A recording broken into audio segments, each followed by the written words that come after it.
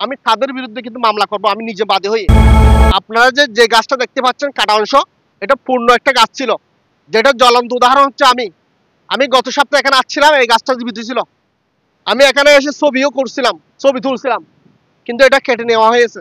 যার বাস্তব প্রমাণ হচ্ছে যে আপনারা দেখতে পাচ্ছেন এখানে কিছু কাটা অংশ আছে।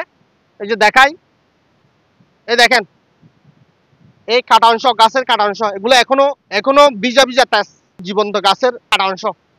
এই যে কুতুবদিয়ার মধ্যে কিছু মানুষ আছে যেগুলো নিজেরা নিজেদের ক্ষতি করতেছে, এরকম কতগুলো মানুষের দ্বারা আমরা ক্ষতিগ্রস্ত হচ্ছি। আমরা চাচ্ছি এই কুতুবদিয়া দ্বীপকে সৌন্দর্য হিসেবে মানুষের মাঝে তুলে ধরার জন্য, কুতুবদিয়া যেন একটা টুরিস্ট প্লেস হয়, এটা সবসময় বলে আসছি, অনেকেই বলে আসতেছে। কিন্তু এগুলো কোনো ব্যবস্থাপনা না থাকার কারণে মানুষ এভাবে আহাম্মকির পরিচয় দিচ্ছে।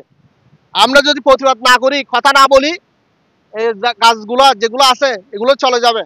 আজকের এই কুতুব টিভির মাধ্যমে একটা কথা বলতে চাই, যদি এখানে আমি কারো বিরুদ্ধে যদি কোনো রিপোর্ট পাই, যদি এই কাজের সাথে যারা জড়িত, আমি তাদের বিরুদ্ধে কিন্তু মামলা করব, আমি নিজে বাদী হয়ে তাদের বিরুদ্ধে মামলা করব। একটা বিষয় বলে দিই, এই গাছগুলো যে এভাবে কাটা হচ্ছে, এটা সরকারি কোনো চেকপোস্ট বা কোনো একটা ব্যবস্থাপনা না থাকার কারণে মানুষ এটা কেটে নিয়ে বাড়িঘরে কাজে লাগাচ্ছে, অথবা লাকড়ি হিসেবে ব্যবহার করছে।